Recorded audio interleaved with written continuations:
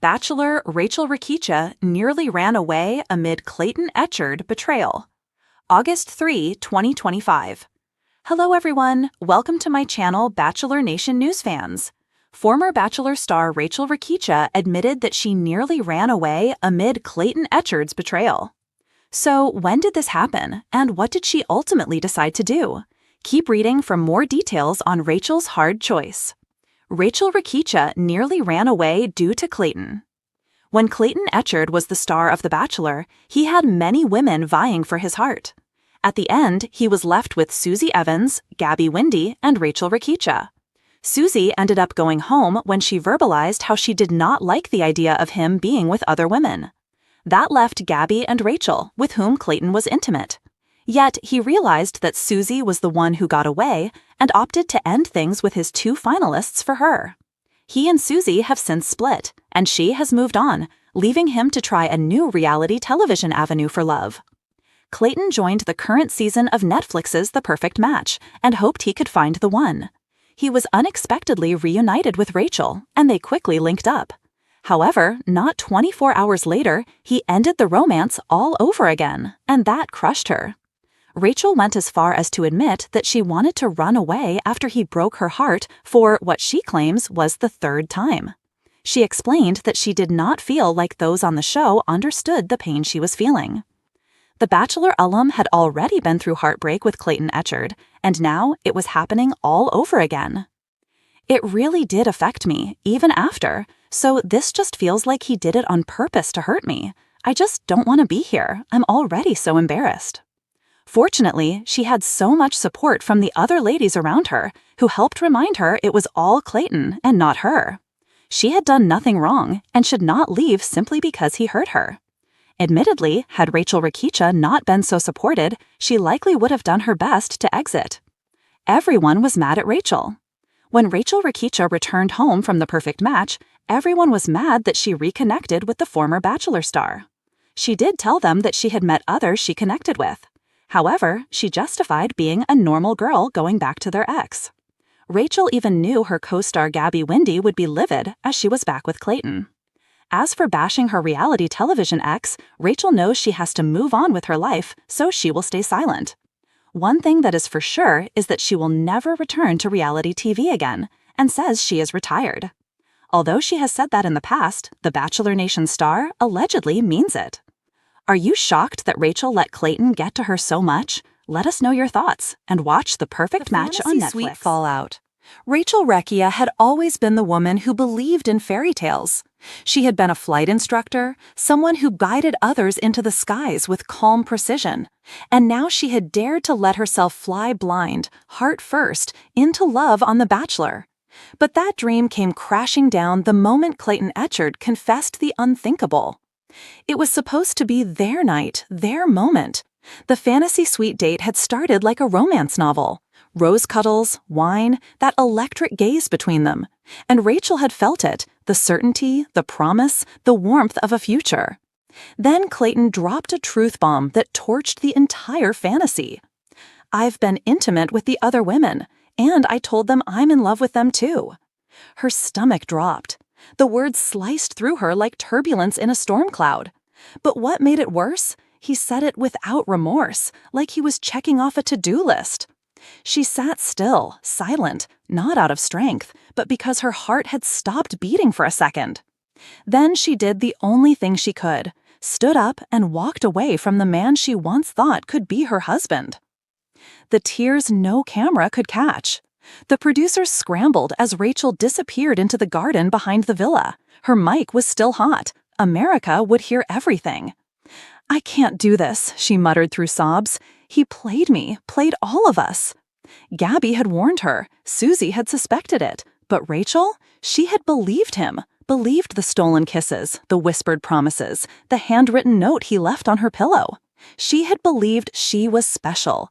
Now, she felt like a pawn in Clayton's grand chess game of self-gratification. In a moment of pure rage, Rachel kicked off her heels and started marching barefoot down the gravel path leading to the edge of the production set. I'm leaving, she told the nearest producer. This isn't love. This is a nightmare. The cameras followed, of course. This was The Bachelor. But even their seasoned team looked stunned. Rachel Recchia, kind, composed, strong Rachel, was unraveling in real time. And America was about to witness everything. When Susie called it. Back at the hotel, Susie sat alone, her arms wrapped around her knees. She had already left once, walked away when Clayton demanded unconditional love after admitting to sleeping with the others. She had felt it in her bones. This man doesn't understand love. Now, Rachel was living it. When Susie's phone buzzed, a private call from Gabby, she already knew. He told Rachel too, Gabby said. She's crushed. She ran off. Producers are freaking. Susie closed her eyes. This wasn't how it was supposed to go. They had walked into this season hoping for real love, not emotional warfare. And yet, one man's ego had turned it into a battlefield. "You think she'll come back?" Gabby asked. "No idea," Susie said. "But if I were her, I wouldn't." The flight plan that almost happened. Back in her room, Rachel was already packing. Her hands trembled as she stuffed dresses into her suitcase. She could hear the producers whispering outside the door, plotting how to get her back on camera, back in the game. They didn't get it. This wasn't a show anymore. This was her life. "Rachel, can we talk?" a soft voice asked. It was Jesse Palmer. Of all people, Rachel expected him to parrot the network line. Think of the journey, think of the fans. But instead, Jesse looked human, sympathetic. "I know you're hurt," he said, sitting beside her, "and I won't stop you if you need to go. But I just want you to ask yourself, if you leave now, will you feel like he won?" She looked at him, eyes puffy, lips trembling. "I already feel like I lost." And for the first time on the show, the host had no answer. The betrayal montage. The next day, Bachelor Nation got the edited version. The moody music, the drone shots of Rachel alone by the ocean, the cut-in of Clayton saying, "I'm falling in love with all three." The camera cutting back to Rachel's face, as if her heart shattered frame by frame. The internet exploded. Reddit threads, TikToks. Rachel deserved better trended worldwide. Even former bachelorettes weighed in. JoJo Fletcher tweeted, "This is hard to watch. That wasn't love. That was manipulation." And Caitlin Bristow wasn't far behind. "Rachel, queen. That's it. That's the tweet." Meanwhile, Rachel hid in her room, swiping through DMs, watching strangers across the world validate what she already knew. Clayton Echard broke more than just hearts. He broke trust. Gabby's showdown. Gabby, who had shared her own heartbreak the night before, wasn't about to let it go. She marched up to Clayton at the next rose ceremony with the energy of a woman scorned and a best friend ready to fight. "You didn't just lie to me," she said. "You lied to Rachel too. Do you even hear yourself when you talk?" Clayton, trying to salvage what was left of his season, stammered. I followed my heart." Gabby scoffed. "Your heart or your hormones?" Rachel watched from backstage, hidden behind a monitor, tears streaming down her cheeks. She had never loved Gabby more than in that moment. The parents weren't having it. By the time Rachel's family arrived for the final meet and greet, the energy was toxic. Her father, a stoic man who had flown combat missions, looked like he wanted to deck Clayton in the throat. "You hurt my daughter," he said flatly. "I know, sir," Clayton replied. "No, you don't," Rachel's dad snapped. "You had 3 women. You told all of them you loved them. That's not a man in love. That's a boy playing fantasy football with people's lives." Clayton stood there, red-faced, crushed under the weight of truth. Rachel said nothing. Her silence spoke volumes. The letter that changed everything. The night before the final rose, Rachel found a handwritten note slipped under her hotel door. It was from Clayton. He wrote of regret, of shame, of wishing he had handled things differently. He said he still loved her, that his connection with her was the most real, that he would choose her again, in private, without the cameras. She read it once, twice, then a 3rd time. Her heart twisted, her gut churned. And then she burned it. Live after the final rose.